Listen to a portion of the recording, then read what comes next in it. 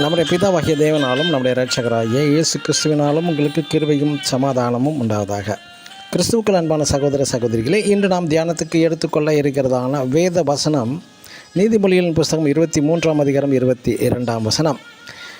உன்னை பெற்ற தகப்பனுக்கும் செவிகொடு, தாய் வயது சென்றவளாகும்போது அவளை அசட்டை பண்ணாதே. ஆமென். யோசிப்பு எகிப்தின் ஒரு அதிபதி. பஞ்சத்திற்காக ஆகாரம் வேண்டி எகிப்திற்கு யாக்கோபின் முழு குடும்பமும் வருகிறது. ஆகாரம் வேண்டி வந்தார்கள். தனது சகோதரர்களுடன் யோசிப்பு கேட்ட முதல் கேள்வி, நீங்கள் சொன்ன வயது சென்ற உங்கள் தாயும் தந்தையும் எகிப்து தேசத்திற்கு அழைத்து வர ஏற்பாடு செய்கிறான். தனது தந்தை வருவதை அறிந்து யோசிப்பு தனது பரிவாரங்களுடன் எகிப்துக்கு போய் வரவேற்கிறார். தந்தை யாக்கோபும் தனது மகன் ராஜ மேன்மையுடன் வருவதை அறிந்து தனது சிறிய வண்டியிலிருந்து இறங்கி இருவருமே கட்டி அணைத்து இருக்கிறார்கள்.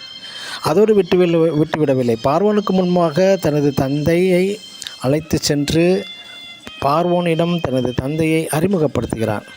தனது தந்தை கூடாரவாசி என்றும் மேய்ப்பர்கள் என்றும் அறிமுகப்படுத்துகிறான், சிறிதும் வெட்கப்படாமல். தனது சகோதரர்களும் தனது தந்தையும் எகிப்தில் பஞ்சம் பிழைக்க வந்த ஒரு பரதேசிகள் தான். ஆம், எனக்கு பிரியமான தேவனுடைய பிள்ளைகளே, யோசிப்பை போல ஒரு நாட்டின் முக்கிய பொறுப்பில் இருக்கும்போது உங்களது தந்தை ஏழ்மையான நிலையில் ஒரு ஆடு மாடு மேய்ப்பவர்களாக இருந்தால் நீங்கள் உங்கள் தாய் தந்தையே அவர்களை இது போன்ற கனம் மரியாதை செலுத்தி பாதுகாப்போமா? ஆனால் இன்று முக்கியமாக சிறு கிராமத்திலிருந்து படித்து முன்னேறி நகரத்தில் சென்று தொழிற்சாலைகள் மற்றும் சிலர் உயர் பொறுப்பு கிடைத்து தங்களது வாழ்க்கை தரம் உயர்ந்து நல்ல வருவாய் சம்பாதிக்கும் போது தாய் தந்தையரை தன்னுடன் வைத்து பராமரிக்கவோ மற்றவர்களிடம் அறிமுகப்படுத்தவோ வெட்கப்படுகிறார்கள் அநேகர்.